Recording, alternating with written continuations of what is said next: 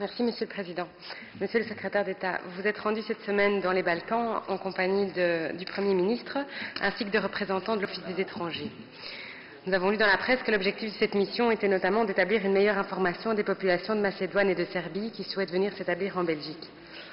Il semble en effet que la Belgique, tout comme la France, la Suisse, ait eu à faire face à un phénomène d'immigration soudaine de personnes albanophones en provenance de Macédoine et de Serbie, à la suite de la récente suppression de l'obligation de visa dans l'Union européenne pour ces pays. La presse a cité les chiffres de 400 Macédoniens et 330 Serbes ayant introduit une demande d'asile politique en Belgique au mois de février. Vous avez souligné que ce phénomène était dû à l'existence d'une véritable filière qui diffuse de fausses informations, notamment via le canal des agences de voyage. Pour une somme de 100 à 200 euros, ces candidats à l'asile seraient en effet amenés par car en Belgique contre la fausse promesse d'un logement à l'hôtel, de la réception d'une somme d'argent et une acceptation de leur demande d'asile. Pouvez-vous nous dire, Monsieur le Secrétaire d'État, comment ces populations de Macédoine et de Serbie ont été sensibilisées à cette problématique sur place? Quel a été votre rôle et celui joué par l'Office des étrangers lors de ces rencontres?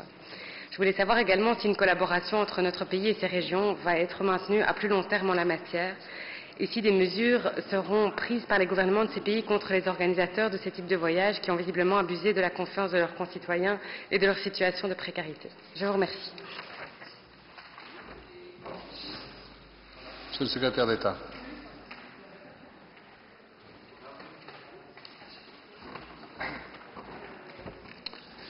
Oui, Monsieur le Président, Madame la Sénatrice, donc je souhaite tout d'abord préciser que les gouvernements de Macédoine et de Serbie, suite au contact pris immédiatement par l'Office des étrangers sous mon impulsion, ont lancé depuis quelques semaines déjà une vaste campagne de sensibilisation et d'information visant à rétablir certaines vérités quant à la libéralisation des visas et à la procédure d'asile dans notre pays. Les médias nationaux et locaux ont diffusé de manière intensive ces messages. Cette action rapide et efficace a eu pour effet de contribuer à la diminution des chiffres de demandes d'asile que nous avons pu constater en Belgique, étant donné qu'ils avaient anormalement augmenté au début de cette année. À mon arrivée sur place dans les villages albanophones du nord de la Macédoine et du sud de la Serbie, j'ai pu constater que la population et les autorités locales avaient déjà conscience de la désinformation dont certains avaient été victimes. En compagnie du directeur général de l'Office des étrangers, également en compagnie d'une délégation de la Commission européenne, j'ai expliqué qu'une demande d'asile en Belgique pour des raisons économiques n'avait aucune chance d'aboutir. J'ai rappelé que le statut de réfugié est inscrit dans la Convention de Genève et qu'on n'y fait nullement référence à la notion de réfugié économique. J'ai également tenu à rappeler que suite à la libéralisation des visas, les Serbes et les Macédoniens sont les bienvenus sans autre formalité dans le cadre d'un séjour n'excédant pas 3 mois, mais qu'il ne pouvait y avoir de détournement de cette procédure par l'introduction d'une demande d'asile. Il est évidemment important de se rendre sur place pour montrer aux populations que le message est porté clairement, non seulement par leur autorité locale, mais également par les autorités belges et européennes.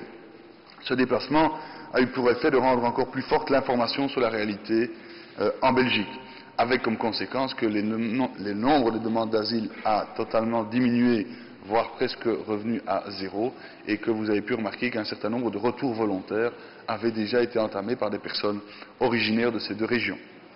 Nos ambassades à Belgrade et à Sofia restent évidemment en contact direct avec l'OSCE, les autorités nationales, locales, afin de suivre au plus près l'évolution de la situation sur le terrain et de nous en tenir informés.